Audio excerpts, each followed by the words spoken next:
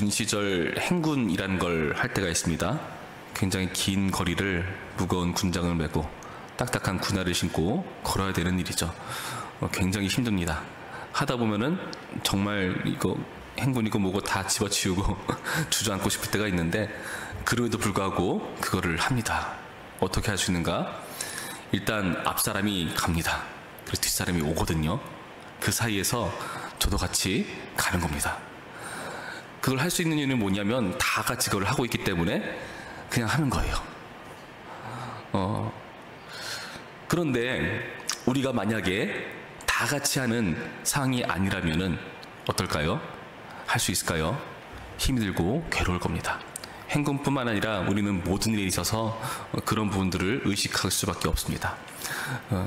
나뿐만 아니라 내 주변 사람들이 어떤가를 살피면서 현재의 나의 모습을 가늠하잖아요. 물론 그게 뭐 좋은 부분도 있고 안 좋은 부분도 있겠지만, 때로는 나의 중요한 부분들을 주변의 환경에 빗대어서 바라볼 때 좀 비참해지거나 괴로워질 때가 있는 법이죠. 특별히 이 사회에서 내가 뭔가 부당한 대우를 받고 있다는 인상이 들 때, 뉴스를 보면 굉장히 잘 사는 사람들은 잘 살고 못 사는 사람들은 못 사는 그런 모습들 볼 때, 그리고 때로는 나만 잘못된 것 같은 느낌이 들 때, 다른 사람은 괜찮은 것처럼 보일 때, 우리는 그럴 때 힘들다는 말을 하지 않습니까? 과거보다 잘 사는 나라가 되었지만은 그럼에도 불구하고 우리가 힘들다고 느끼는 이유는 그런 비교 의식 때문일 것입니다. 오늘 본문에서도 그런 부분들을 우리에게 지적해 주고 있는데요. 26절 말씀 보시면 이런 표현이 나옵니다. 의인을 벌하는 것과 귀인을 정직하다고 때리는 것은 선하지 못하니라. 정말 말도 안 되는 일이죠. 선을 장려하고 악을 버려야 되는 법인데 이것은 정반대의 모습 아닙니까? 징선 권악이라고 할 수 있을 겁니다. 굉장히 괴로운 상황이겠죠. 23절 말씀은 또 어떻습니까? 23절 말씀 보시면은 악인은 사람의 품에서 뇌물을 받고 재판을 굽게 하느니라. 뇌물 때문에, 은밀하게 받은 뇌물 때문에 재판을 이상한 판정을 내리는 식으로 간다면은 그 사회가 과연 공정하겠는가? 이런 불공정 사회에 대해서 굉장히 불편한 인상을 받는 것이 우리의 모습입니다. 어떻게 해서 이런 일들이 발생했다고 되어 있습니까? 이 일을 누가 초래했는가? 23절 바로 아래쪽에 있는 24절 말씀 보면은 이렇게 되어 있죠. 지혜는 명철한 자 앞에 있거늘 미련한 자는 눈을 땅끝에 두느니라.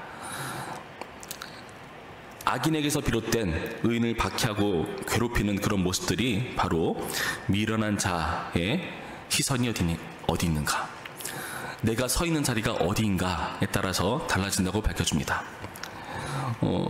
지혜 앞에 있으면은 괜찮은데 지혜 밖의 것들, 땅끝에 시선을 두고 땅끝을 앞에 둔 그런 사람의 모습은 결국에는 미련하다. 그런 사람들이 초래하는 문제라는 것을 우리 가운데 밝혀주죠. 여러분, 땅끝을 본다는 게 무슨 의미일까요? 뭐 정확히 알 수 없지만은 일단은 하늘은 아니죠. 하늘은 아닙니다. 땅의 것들에 주목하는 거죠. 끝이라는 것은 정확히는 알 수 없지만은 땅끝을 향한다는 것은 모든 것들을 바라보는 그런 눈일 겁니다. 땅끝에 모든 것들을 바라보면서 그 되는 일들을 살피는 모습들, 거기에 따라서 내가 판단하려는 모습들, 그리고 지혜라는 것을 우리에게 밝혀주고 있기 때문에 지혜와 정반대의 속성일 겁니다. 지혜는 뭐죠? 잠언을 읽어보면 지혜는 대체로 하나님을 경외하는 것에 대한 이야기를 우리 가운데 들려줍니다. 그러니까 하나님을 경외하지 않는 것, 하나님과 반대되는 것, 땅의 것, 그리고 땅에 시선을 둘 때 보는 여러 가지 현상들, 이런 것들이 우리를 미련하게 한다. 이 미련한 사람들이 세상을 이렇게 불공정하게 만들고 있다는 것을 보여주고 있습니다. 땅끝을 주목한 미련한 사람들이 여러분 많아 보입니까? 적어 보이십니까? 저는 많아 보입니다. 이 미련한 자들 때문에 세상이 불공정하게 바뀐 것은 아닌가 하는 생각을 가져보죠. 딴에는 지혜로워지려고 벌인 일일 텐데 그게 오히려 세상을 망치는 모습을 보는 거죠. 뿐만 아니라 이런 사람들은 세상만 망치는 게 아닙니다. 자기도 망칩니다. 18절 말씀 볼까요? 지혜 없는 자는 남의 손을 잡고 그의 이웃 앞에서 보증이 되느니라. 보증을 선다는 것은 좀 근본적으로 들어가면은 타인 중심의 삶을 산다는 거라고 볼 수 있을 겁니다. 19절 말씀, 다툼을 좋아하는 자는 죄가를 좋아하는 자요, 자기 문을 높이는 자는 파괴를 구하는 자니라. 자기 문을 높인다는 것은 그 집을 뭔가 견고하게 하는 느낌이죠. 근데 오히려 그 집을 견고하게 한 것이 자기의 파괴가 되는 모습을 보여주고 있죠. 이건 자기중심적인 모습이라고 할 수 있습니다. 타인을 중심으로 두느냐, 자기를 중심으로 두느냐. 그런데 그 결과는 다 어떠하다고요? 그 결과는 다 자기를 파괴하는 모습, 자기를 괴롭히는 모습을 우리 가운데 설명해 줍니다. 그러니까 이 미련한 자의 태도는 세상을 망치고 자기를 망칩니다. 자기를 파괴합니다. 그런데 여기서 그치지 않습니다. 이 미련한 자가 영향을 끼치는 존재는 세상뿐만 아니라 자기뿐만 아니라 또 뜻밖의 존재에게 영향을 끼칩니다. 누굴까요? 25절 말씀 볼까요? 25절 말씀, 미련한 아들은 그 아비의 근심이 되고 그 어미의 고통이 되느니라. 여러분, 누구를 힘들게 합니까? 그의 부모를 힘들게 합니다. 21절 말씀에서도 이렇게 나와 있습니다. 미련한 자를 낳는 자는 근심을 당하나니 미련한 자의 아비는 낙이 없느니라. 근심이라고 표현한 게 단순히 슬퍼하는 정도가 아니라 아주 극심한 비통 상태까지 말하는 겁니다. 근심을 당하고 낙이 없다고 말할 정도로 부모를 힘들게 하는 모습을 보여준다는 거죠. 그러면서 22절에 뭐라고 밝혀주죠? 마음의 즐거움은 양약이라도 심령의 근심은 뼈를 마르게 하느니라. 마음만 아픈 게 아니에요. 이 마음이 우리의 신체에 영향을 줘서 우리를 괴롭히고 힘드는 그런 모습을 보여주고 있습니다. 여러분, 요즘 괴로우십니까? 즐거우십니까? 자녀 때문에 힘들어하는 모습들을 우리는 종종 많이 봅니다. 자녀 때문에 힘들어하는 모습. 그래서 우리는 자녀를 위해서 기도를 많이 합니다. 근데 생각해 보면은 우리가 자녀를 위해서 기도도 많이 하고 자녀를 위한다고 해주는 조언들과 그의 진로에 우리가 관여하거나 그 앞길에 대해서 신경 쓰는 모습들이, 여러분 한번 잘 생각해 보시길 바래요. 과연 하나님을 경외하는 지혜로운 방향을 향해 있는가? 아니면은 땅의 끝을 주목하게 만드는 방향을 향해 있는가? 여러분, 우리가요 자녀에게 영향을 끼치는 존재죠. 긍정적이든 부정적이든 어쩔 수 없이 영향을 끼칩니다.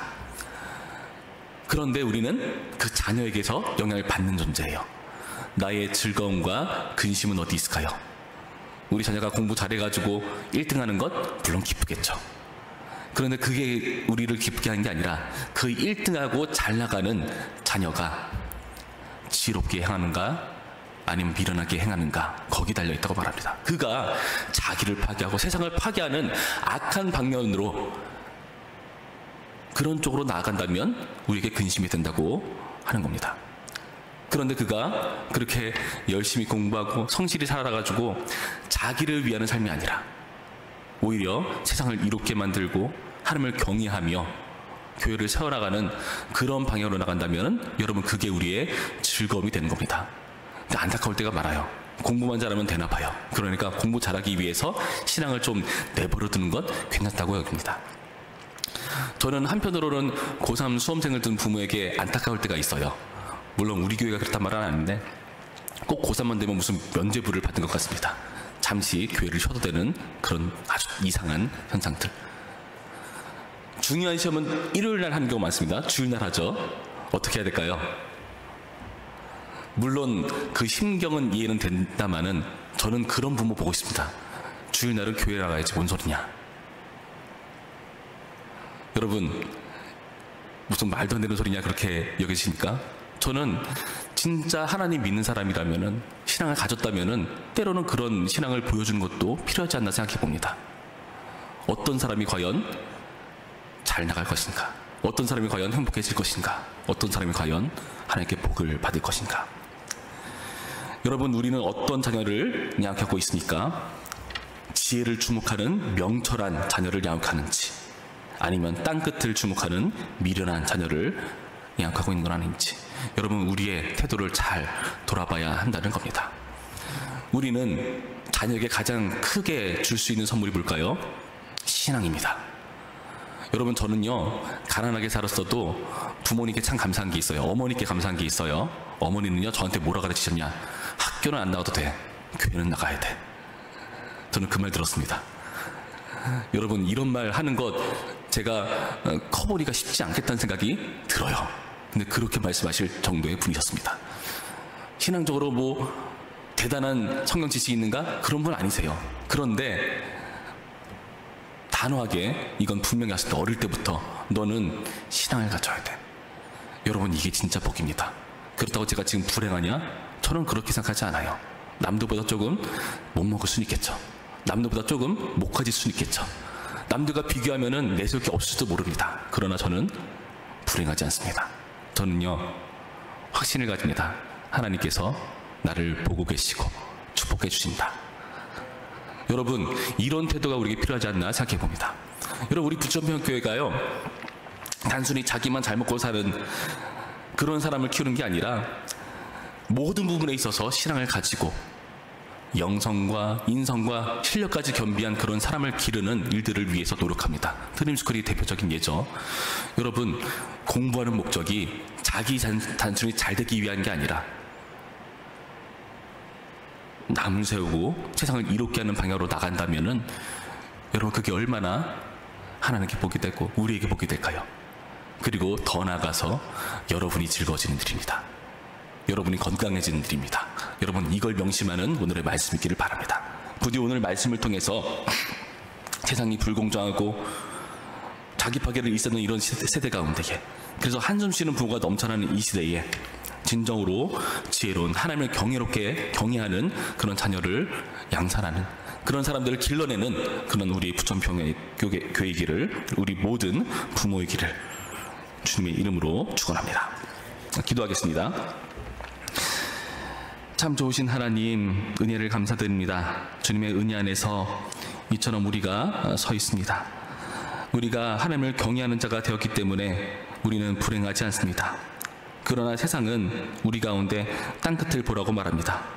땅끝을 보면 너네는 행복한 게 아니다, 너네는 불행한 거다, 너네는 비참한 거다, 너네는 실패한 거다, 우리를 속입니다.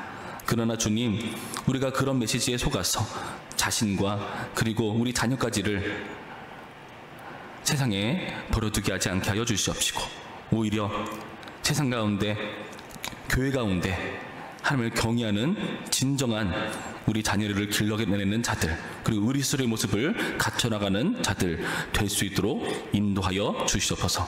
주님의 은혜 안에서 하나님을 경외하는 지혜로운 자로 설 수 있도록 인도하여 주시옵소서. 감사드리며 예수님의 이름으로 기도했습니다. 아멘.